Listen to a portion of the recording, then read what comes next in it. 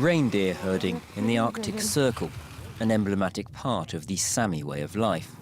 The Sami are a people who live across borders in the polar region, present in Norway, Finland, Sweden and Russia.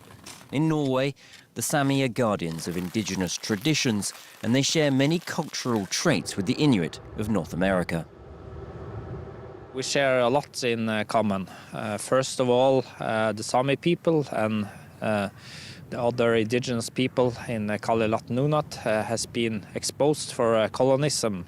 And when the President of the United States said that he wanted the land, we made a declaration as a symbol for our solidarity for the people.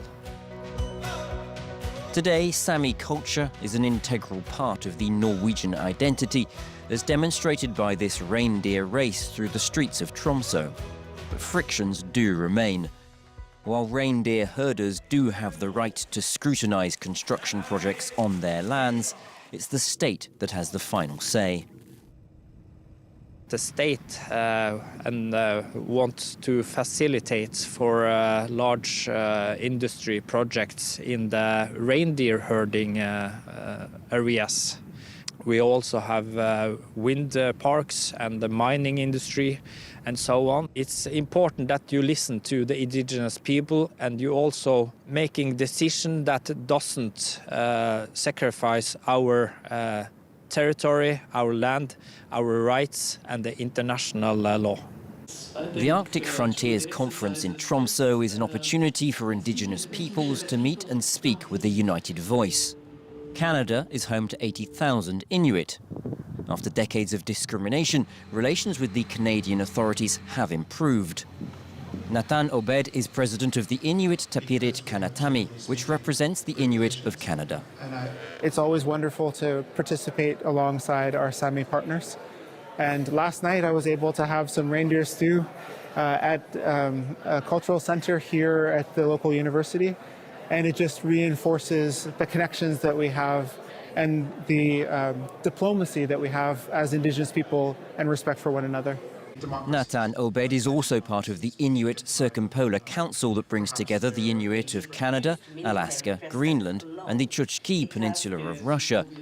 Their shared cultural heritage runs deep beneath modern borders. Inuit in Greenland have decided their self-determination, and Inuit society is not based solely on capitalism.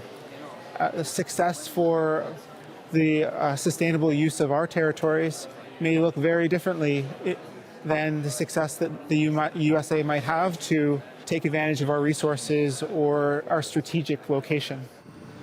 The natural resources of the Arctic regions are highly coveted. In Canada, 2024 marked an historic turning point. The Canadian government transferred control of the land and resources of the Nunavut region to the local Inuit authorities. In Greenland, the challenge is to balance the need for investment with the preservation of Inuit culture and way of life, protecting activities like hunting and fishing. South Greenland Innovation is a body that promotes sustainable development and tourism. There will be a lot of investments in Greenland in the coming years, that's for sure. But with big investments, we lose also the right to say yes and no. So I think that we really have to demand that the power is where the people lives, and that's in Greenland. Thanks to its geographic position and its natural resources, Greenland remains strategically important. So while Donald Trump has backed down for now, uncertainty remains about the island's future. It really feels like that Greenland has been one of the most loved countries in the whole world. Europe wants us, the US wants us, Denmark wants us. It's just we could choose whatever we want. One result of the diplomatic crisis, the EU has underlined its support for indigenous people's rights. We recognize that the High North has been populated for thousands of years by the indigenous peoples of these lands. We also believe in territorial integrity and internationally agreed borders. And we say clearly, Greenland belongs to its people. Despite that show of support, Greenland's political leaders insist they must have a voice in their own future. we should have a seat at the table. So that's why I've been saying for more than a decade, nothing about us without us, nothing about Greenland without Greenland. So this is, also one of the red lines. If you don't respect us, then it's difficult to have a collaboration. For Greenland's autonomous government, it's essential to build constructive alliances to counter the colonial ambitions of the United States in the region.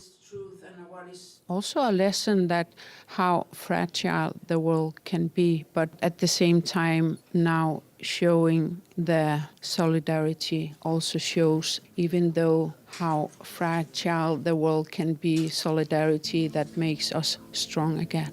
That solidarity all the more urgent as the race heats up for the natural resources located under the ice in the place the indigenous peoples of the Arctic also call home.